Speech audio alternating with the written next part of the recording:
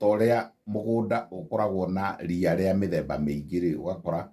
kwanyu mugunda mboco-ini ri kwina ria ria mithemba ta 6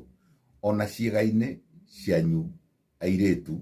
ukoragwo na ria ria mithemba mingi ukoragwo na bacteria cia mithemba mingi riu ungithi kwigurira ndawa ri hindi uregurira ndawa ri ndui wathondeka murimu uriku na ndawa iyo na kaingi ri ndawa ni iri dosage na rimwe ri lower dose itari njiganu is worse than the higher dose koguo ni wega